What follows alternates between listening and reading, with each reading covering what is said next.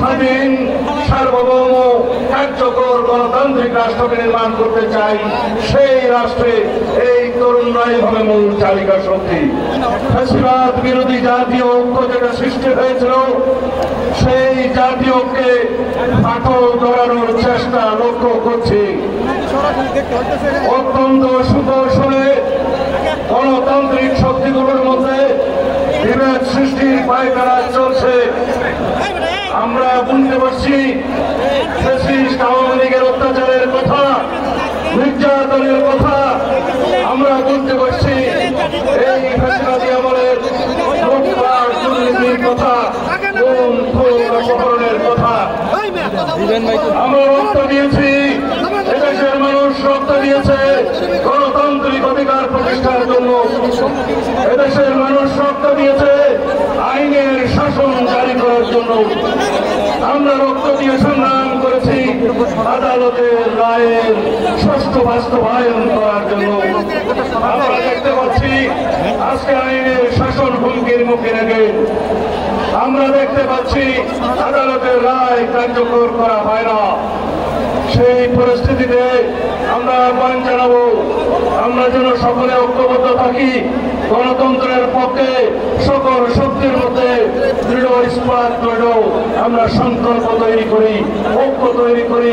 বাংলাদেশের সামনে যাতে কোনোদিন আবার নব্য স্বৈরাচারের উৎপাদন না হয়, ফ্যাসিবাদের উৎপত্তি না হয়।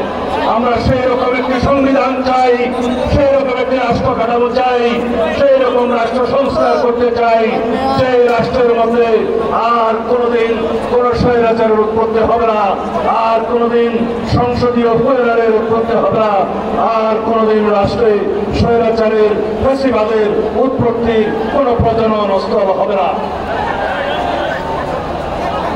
এই দেশে আমরা জানি 200 বছরের ব্রিটিশ শাসনের সময় ইস্ট ইন্ডিয়া কোম্পানি যে লুটপাট করেছিল, তার চাইতেও বহুগুণ লুটপাট করেছে আওয়ামী ফ্যাসিবাদী শক্তি।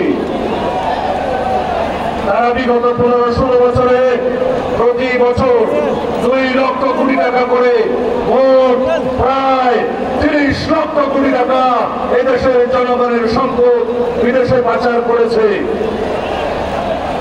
তারা 4 লক্ষ কোটি টাকা ব্যাংকের খেলাপি ঋণ রেখে দিয়েছে, দেশের মানুষের টাকা লুটপাট তছরূপ করেছে। মেগা প্রকল্পের নামে 2,80,000 কোটি টাকা মেগা দুর্নীতি করেছে এই ফ্যাসিস্ট হাসিনা। তারা বাংলাদেশে যেই রকম রাজনৈতিক বিবেচনায় ব্যাংকিং খাতে লোন দিয়েছে, ঋণ দিয়েছে, সেই ঋণ দিয়ে 24টা পদ্মা সেতু করা যেত, এই কথা আমি বলছি না। এই সমস্ত তথ্য দেবপ্রিয় ভট্টাচার্যের নেতৃত্বে গঠিত শ্বেতপত্র কমিটির রিপোর্টে প্রদান করা হয়েছে।